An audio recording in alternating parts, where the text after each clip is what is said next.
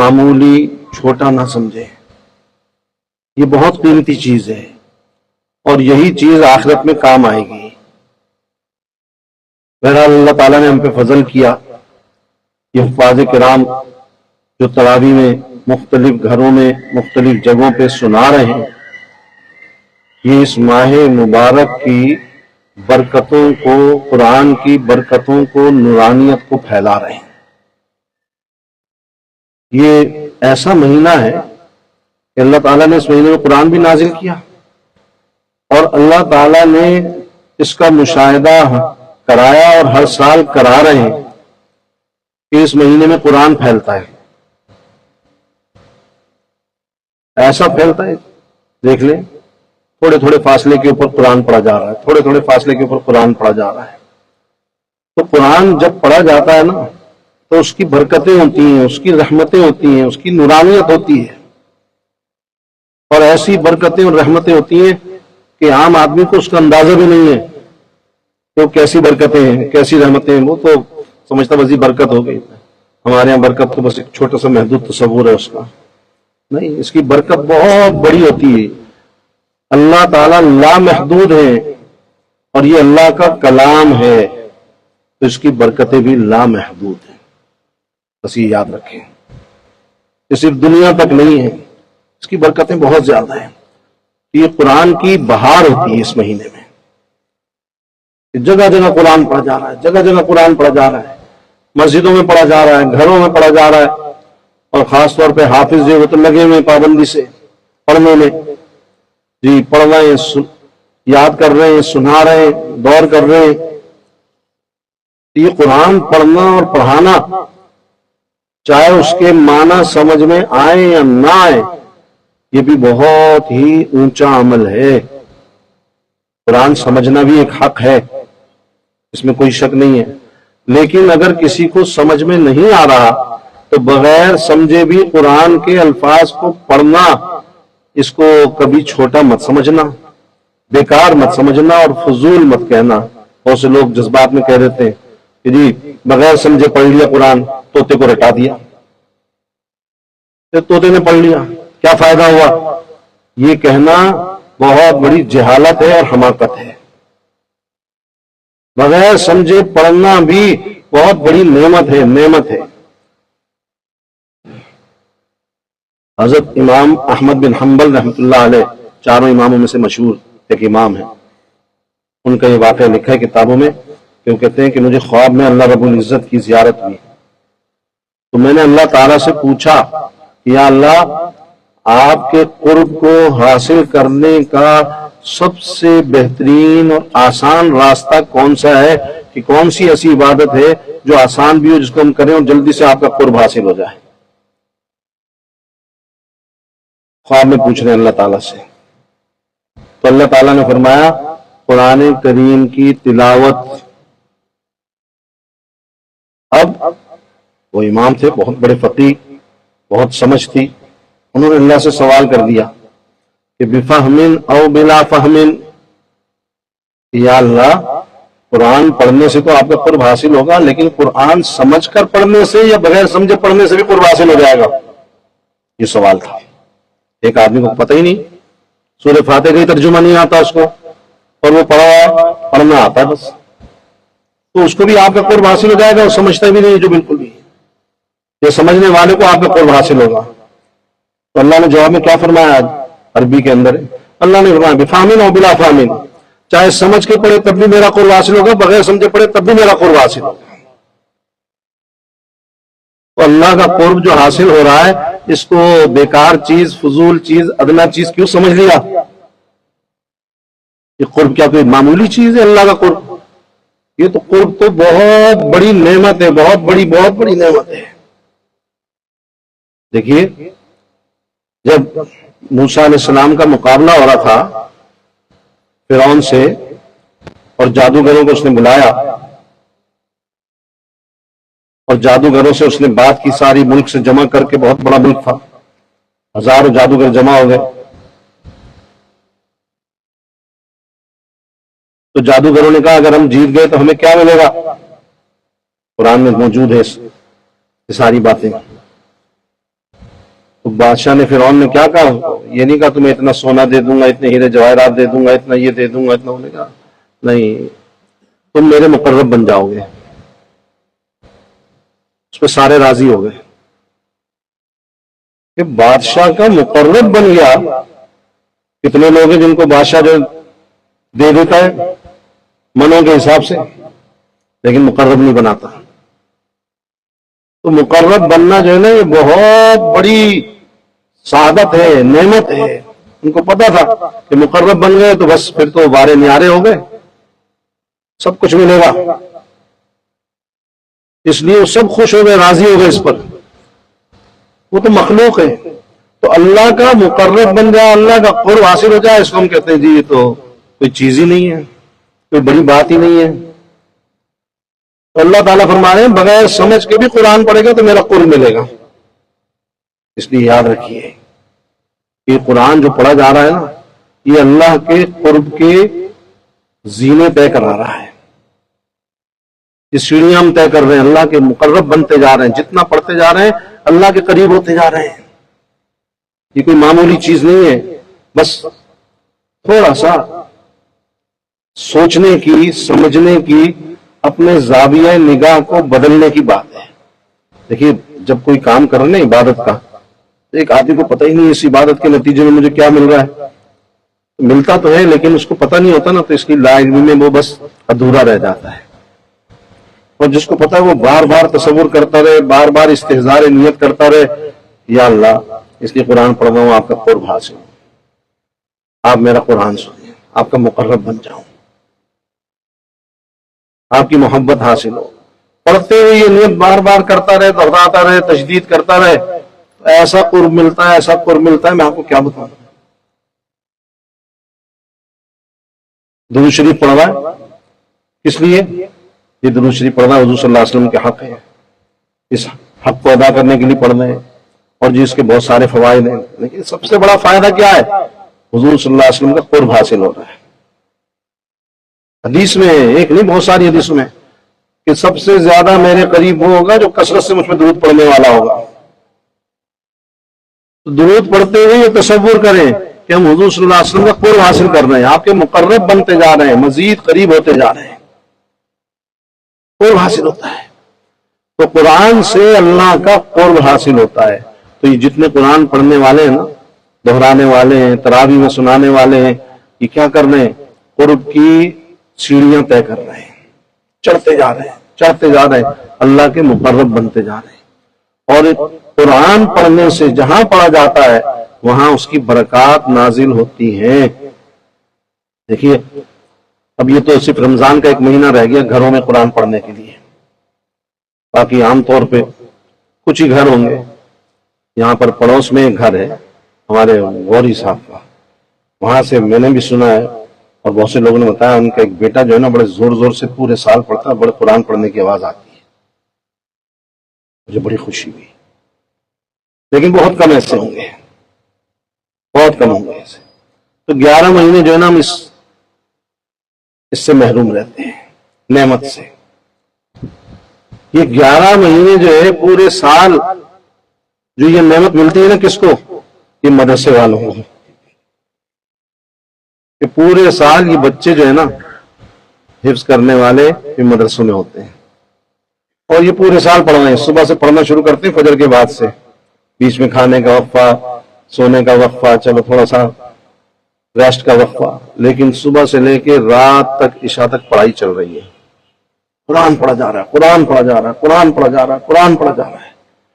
تو یہ بچے جو قرآن پڑھ رہے ہیں نا، یہ کیا ہے؟ ان کے پڑھنے سے جتنی رحمتیں نازل ہو رہی ہیں یہ صرف مدرسے والوں پہ نازل نہیں ہو رہی، یہ مدرسے کے قاری صاحبان پر نازل نہیں ہو رہی، مدرسے کی چلانے والے انتظامیہ پر، افراد پر، اس کے عملے کے اوپر نازل نہیں ہو رہی، صرف مسجد والوں پر نازل نہیں ہو رہی، بلکہ یہ قرآن کی رحمت کو لوگ سمجھتے نہیں ہیں، قرآن کی برکات کو سمجھتے نہیں ہیں. اس کے ارد گرد آپ نے سنا ہوگا نا، ایک بات تو سنی ہوگی، ایک بے نمازی کی نحوست کتنے گھروں تک جاتی ہے؟ کیا سنا ہے؟ کتنے گھر؟ کتنے گھر؟ ہاں 40 گھر. تو نحوست جاری 40 گھر تک. کیا برکت 40 گھر تک نہیں جائے گی؟ یہ سوچنے کی بات ہے۔ تو یہ قرآن کی جو برکت اور رحمت ہے نا، یہ صرف مسجد تک محدود نہیں رہے گی، مدرسے تک، یہ 40 گھروں تک ادھر بھی جا رہی ہے، 40 گھروں تک ادھر بھی جا رہی ہے، 40 گھروں تک ادھر بھی جا رہی ہے، 40 گھروں تک چاروں طرف جا رہی ہے۔ کم سے کم درجہ ہے 40 گھروں کا، یہ اس سے بھی زیادہ بڑھ سکتی ہے اور بڑھتی ہے، مجھے تو ہے تجربہ اس کا، بڑھتی ہے، 40 گھروں سے زیادہ جاتی ہے۔ تو یہ جتنے مسجد مدرسے کے قریب رہنے والے نا، یہ مفت میں قرآن کی برکات حاصل کر رہے ہیں، مفت میں، اور ناقدری کر رہے ہیں، حاصل بھی کر رہے ہیں، ناقدری بھی کر رہے ہیں۔ اس لیے قرآن جہاں پڑھا جاتا ہے نا، یہ اللہ کی رحمت ہے۔ دیکھیے جیسے ہوا چلتی ہے نا، ہوا، تو ہوا صرف ایک آدمی پہ نہیں چلتی ہے۔ ہمارے کابل میں سے بانی دارالعلوم دیوبند مولانا محمد قاسم صاحب نانوتوی رحمۃ اللہ علیہ، اس زمانے میں آپ کو پتا بجلی تو تھی نہیں، ہاتھ کے پنکھے ہوتے تھے، بیٹھے ہوئے تھے، اور ہاتھ کے پنکھے بھی مختلف قسم کے ہوا کرتے تھے، آج کل کے لوگوں کو پتہ بھی نہیں، پڑھا ہے میں نے کچھ اس کے بارے میں، دیکھے تو نہیں ہے کہ جی وہ ایسا بڑا سا پنکھا ہوتا تھا، پیچھے لگا ہوا ہوتا تھا، ایک آدمی اس کو ہلاتا تھا، بہت بڑا پنکھا، چھوٹا نہیں، بہت بڑا۔ اس کو جب ہلاتا تھا نا، تو اس کے ہلانے سے جیسے خاص مہمان ہے اس کو بھی ہوا لگتی تھی، اور جو دائیں بائیں والے ہوتے تھے ان کو بھی ہوا ملتی تھی۔ خیر وہ خادم تھا، پنکھا چلا رہا تھا، ہوا مل رہی تھی، گرمی تھی۔ تو ایک شخص نے عجیب سوال کیا حضرت نانوتوی رحمۃ اللہ علیہ سے، یہ آج کل بھی بہت سارے لوگوں کے، جوانوں کے ذہن میں بھی سوال آتا ہے، سن لیں۔ کہ حضرت یہ بعض لوگ یہ خواہش کرتے ہیں کہ جی جب ہم مر جائیں نا، تو مرنے کے بعد فلاں اللہ کا جو نیک بندہ ہے نا، اللہ کا ولی ہے نا، اس کی قبر کے پاس ہمیں دفن کرنا ہے۔ یہ تو بہت خواہش کرتے ہیں لوگ کہ بیوی کے پاس دفن کر دینا، اب پتہ نہیں وہ اللہ کی ولی ہے نہیں، مجھے نہیں معلوم، جی بیوی کہتی شوہر کے پاس دفن کر دینا، جی بھائی کے پاس کر دینا، ابا کے پاس کر دینا، اماں کے پاس۔ لیکن اصل جو بات ہے نا وہ یہ کہ کسی اللہ کے نیک بندے کے پاس دفن ہونا، یہ نیک لوگوں کی خواہش ہوتی ہے، جن کے دل میں کچھ نیکی کی طلب و تڑپ ہوتی ہے، وہ چاہتے ہیں۔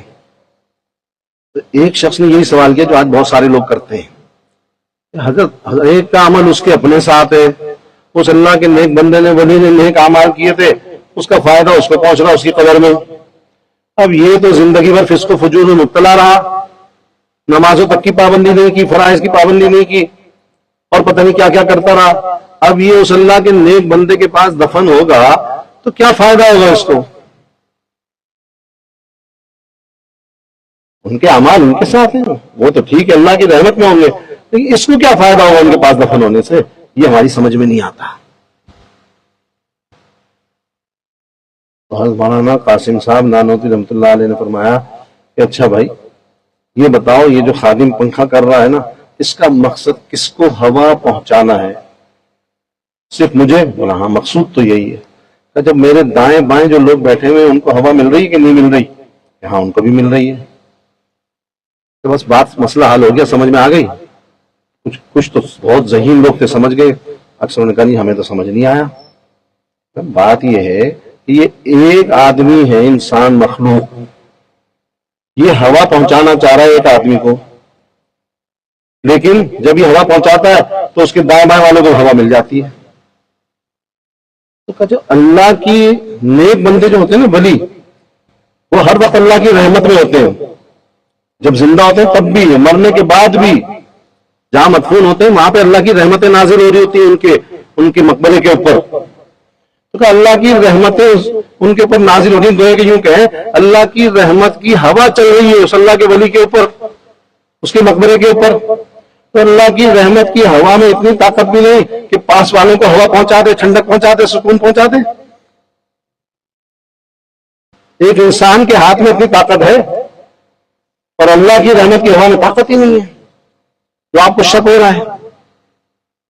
اس لیے جب اللہ کی رحمت کی ہوا چلتی ہے نا تو صرف پڑھنے والوں پر، نیک لوگوں پر، اولیاء پر، متقیوں پر نہیں چلتی، ان کے ساتھ ساتھ وہ پھیلتی ہے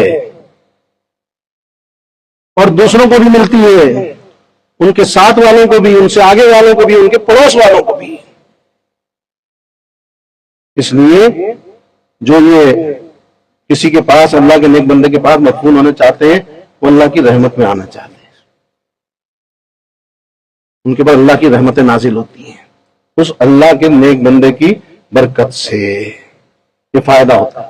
تو یہ بچے جو مدرسے میں قرآن پڑھ رہے ہیں نا، تو یہ اپنا پڑھنے، یاد کرنے کے لیے پڑھ رہے ہیں، حافظ بننے کے لیے پڑھ رہے ہیں، لیکن ان کے پڑھنے کی برکت سے پورے محلے میں ہر طرف کم سے کم 40 گھر چاروں طرف قرآن کی برکات پھیل رہی ہیں، اور قرآن کی رحمتیں نازل ہو رہی ہیں، رحمت کی ہوائیں چل رہی ہیں، برکتیں نازل ہو رہی ہیں۔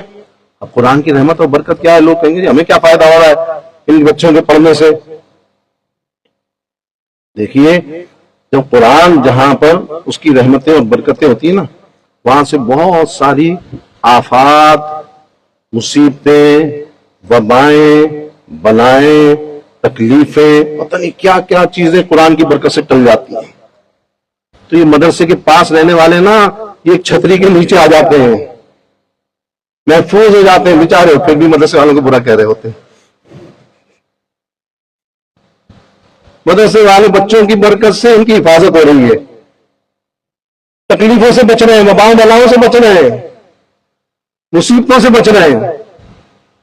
کہتے ہیں ہمارے لیے مصیبت ہے، ہمارے پر بوجھ ہے۔ اس لیے قرآن کی برکت جو ہے نا، جو پڑھا جا رہا ہے، میں نے کہا نا 1 مہینہ ہے بس، جو پورے سال پڑھ رہے ہیں نا، ان کی برکات تو جہاں جہاں مدرسہ ہے نا، وہاں پورے محلے میں پھیلتی ہے، لوگوں کو پتہ بھی نہیں ہے۔ میں نے ایک دفعہ یہ واقعہ سنایا تھا، حضرت مولانا ظفر احمد عثمانی رحمۃ اللہ علیہ، یہ بہت بڑے محدث تھے اور حضرت تھانوی رحمۃ اللہ علیہ کے بھانجے تھے اور بڑے عامل بھی تھے۔ ایک دفعہ وہ بیٹھے ہوئے تھے، ہندوالا یار میں رہتے تھے، تو انہوں نے یوں آپ اوپر دیکھا، جو لوگ بیٹھے ہوئے تھے، ان کا دیکھو یہ دیکھ رہے ہو کچھ، یہ کچھ روشنیاں سی ہوا میں اڑتی ہوئی جا رہی ہیں۔ لوگوں نے دیکھا، ہاں چھوٹے چھوٹے سے چراغ سے نظر آ رہے ہیں ٹمٹماتے ہوئے، وہی جا رہے ہیں اس طرف۔ بولے تمہیں پتہ ہے کیا ہے؟ خود عامل تھے نا، ان کو پتا تھا۔ کہا یہ کسی ہندو کے ذریعے کچھ جادو کروایا ہے، اور وہ ہندو کے جو موکل ہے نا، جنات، وہ اس کو لے کر جا رہے ہیں، جس کے اوپر کرایا نا اس کے گھر میں اس کو پھینکنے کے لیے، تاکہ اس میں تباہی آئے۔ یہ لے کے جا رہے ہیں، خیر بیٹھے رہے۔ اس کے بعد تھوڑی دیر بعد پھر کچھ وقت گزرا، پتہ نہیں کتنی دیر، پھر دیکھا کہ پھر وہی چراغ والی چیز واپس آ رہی ہے۔ تو حضرت مولانا ظفر عثمانی صاحب رحمۃ اللہ علیہ نے فرمایا، دیکھو یہ دیکھو، نظر آیا یہ واپس آ رہی ہے؟ ہاں یہ وہی چیز ہے، واپس آ رہی ہے۔ کیوں؟ کہ یہ جب اس کے گھر پہ پہنچی نا، تو اس کے گھر میں کوئی قرآن پڑھ رہا تھا، تو جادوگر کا جادو نہیں چل سکا، اور یہ وہاں سے واپس پلٹ کر جادوگر کے اوپر آ رہی ہے۔ تو ایک آدمی کے قرآن پڑھنے سے پورے گھر کی حفاظت ہو رہی ہے، تو اتنے سارے بچے قرآن پڑھ رہے ہیں، پورے علاقے کی حفاظت ہو رہی ہے۔ یہ لوگ نہیں سمجھتے۔ خیر، تو اللہ کے لیے پڑھنا پڑھانا بات آئی تھی، اس لیے میں نے عرض کر دی، میرا مزاج نہیں ہے اس طرح کی باتیں بتانا اور گنوانا اور جتانا۔ بہت فائدہ ہوتا ہے، بس یہ بات آپ لوگ جو سچے دین کی طلب رکھتے ہو، اللہ کے کلام کی طلب رکھتے ہو، تو یہ رکھو دماغ میں کہ اگر ہماری رہائش کسی مدرسے کے قریب ہے تو اس میں ہمارے لیے خیر ہے، رحمتیں ہیں، برکتیں ہیں، اور ہماری حفاظت ہے، یہ حفاظت کا ذریعہ ہے۔ بس یہ بات ذہن میں رکھنا۔ تو یہ پڑھنے والے جو ہے نا، پورے شہر میں، پورے ملک میں قرآن کی برکتیں پھیلا رہے ہیں۔ الحمدللہ یہاں بھی ختم ہوا، اس گھر میں بھی قرآن کی برکتیں آئیں اور اس گھر کے ساتھ ساتھ پوری گلی کے اندر، پورے محلے کے اندر اس طرف بھی قرآن کی برکتیں پھیلی۔ ختم ہوا ہے، ختم میں پوری برکتیں آتی ہیں، ساری برکتیں آ جاتی ہیں۔ تو یہ اللہ رب العزت کا احسان ہے۔ ختم قرآن کے موقع پر دعائیں قبول ہوتی ہیں۔ بس کچھ باتیں تھیں ایسی بے جوڑ سی، وہ میں نے کر دی۔ اصل چیز ہے دعا، وہ دعا جو ہے نا وہ ہمیں کرنی ہے تاکہ قبولیت دعا سے ہم فائدہ اٹھائیں اس موقع سے اور اللہ کی بارگاہ میں دعا کریں۔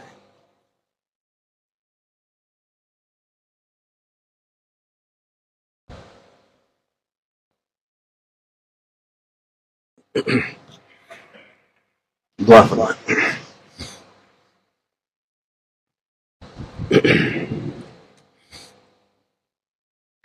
الحمد لله رب العالمين، اللهم لا نحصي ثناء عليك أنت كما أثنيت على نفسك، اللهم لا مانع لما أعطيت ولا معطي لما منعت ولا ينفع ذا الجد منك الجد، والصلاة والسلام على سيد الأنبياء والمرسلين وعلى آله وأصحابه وأزواجه وأهل بيته أجمعين۔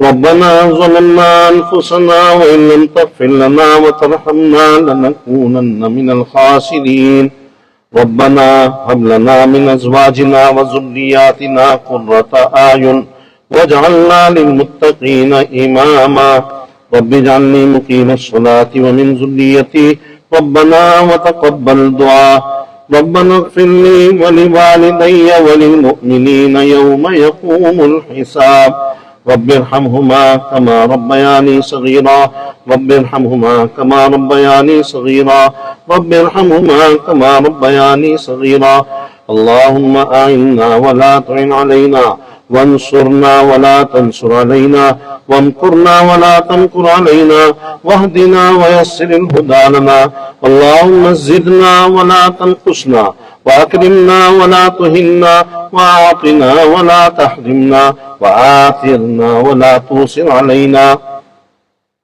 اللهم أعنا على تلاوة القرآن، اللهم أعنا على غمرات الموت وسكرات الموت، اللهم أعنا بالعلم وزينا بالحلم وأكرمنا بالتقوى وجملنا بالعافية، اللهم ارزقنا حبك وحب حبيبك صلى الله عليه وسلم، اللهم ارزقنا شهادة في سبيلك واجعل موتنا ببلد رسولك صلى الله عليه وسلم، اللهم ارزقنا زيارة البيت المعظم بالحج المبرور والعمرة المقبولة مع العافية، اللهم أرنا مناسكنا وتب علينا إنك أنت التواب الرحيم، ربنا لا تجعلنا فتنة للقوم الظالمين ونجنا برحمتك من القوم الكافرين، اللهم إنا نجعلك في نحورهم ونعوذ بك من شرورهم، فالله خير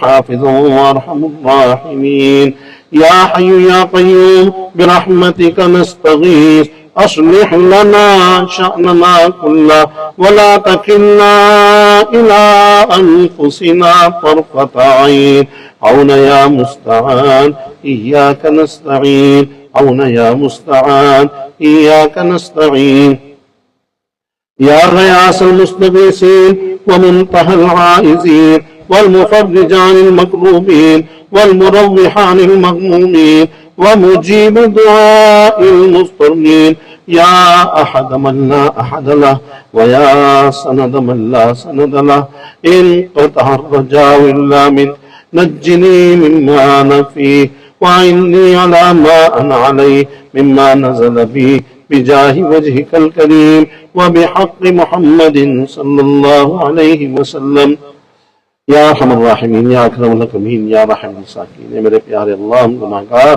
خطا کار اپنے گناہوں کے اقرار اعتراف کے ساتھ حاضر ہیں۔ یا اللہ، اس ماہ مبارک میں بھی ہم سے غلطیاں گناہ سرزد ہو رہے ہیں، نافرمانیاں ہوتی جا رہی ہیں۔ یا اللہ، ساری غلطیوں پر جتنے بھی اس مبارک مہینے میں ہم سے ہو گئے، ظاہری گناہ ہوئے، باطنی گناہ ہوئے، چھوٹے گناہ ہوئے، بڑے گناہ ہوئے، یا اللہ حقوق اللہ سے تعلق رکھتے ہیں، حقوق العباد سے سارے گناہوں پہ ہم شرمندہ ہیں، نادم ہیں، توبہ کرتے ہیں، استغفار کرتے ہیں، توبہ کرتے ہیں، استغفار کرتے ہیں۔ یا اللہ آپ کو ارحم الراحمین ہیں، سب سے بڑھ کر رحم کرنے والے آپ، سب سے بڑھ کر معاف کرنے والے آپ، سب سے بڑھ کر عطا کرنے والے آپ، اور سب سے بڑھ کر پیار کرنے والے آپ، سب سے بڑھ کر محبت کرنے والے آپ۔ یا اللہ آپ تو بغیر معافی مانگے معاف فرماتے رہتے ہیں، بار بار معاف فرماتے رہتے ہیں، اور جو آپ کی بارگاہ میں ہاتھ پھیلا دے اس کو تو آپ کبھی محروم کرتے ہی نہیں ہیں۔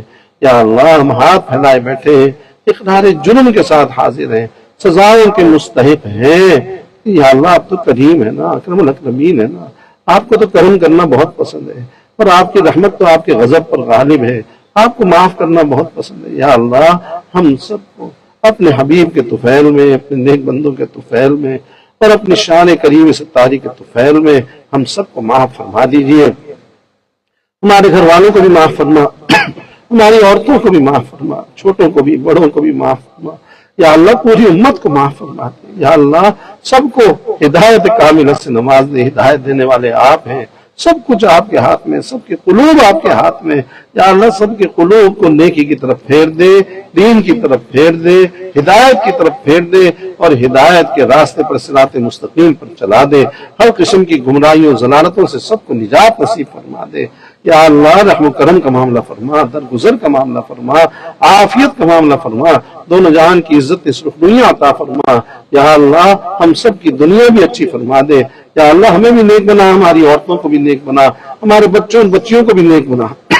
یا اللہ ہمارے بچوں اور بچیوں کو ہر قسم کے غلط کاموں میں، گناہوں میں، منکرات میں، فواحشات میں، اور یا اللہ شرور میں، فتن میں، آفات اور بلیات میں مبتلا ہونے سے سب کو بچا لیجیے، سب کو بچا لیجیے۔ یا اللہ سب کو بچا لیجیے، ان کو ہمارے لیے آنکھوں کی ٹھنڈک بنا دیجیے، خیر کا ذریعہ بنا دیجیے۔ یا اللہ ہمارے لیے وبال نہ بنا، ہمارے لیے شر کا ذریعہ نہ بنا، فتنے کا ذریعہ نہ بنا۔ یا اللہ محض اپنے فضل سے سب کے بچوں کو نیک بنا دے۔ یا اللہ دیندار بنا دے، نمازی بنا دے، متقی بنا دے، اور سب بچیوں کو یا اللہ باحیا اور با پردہ بنا دے۔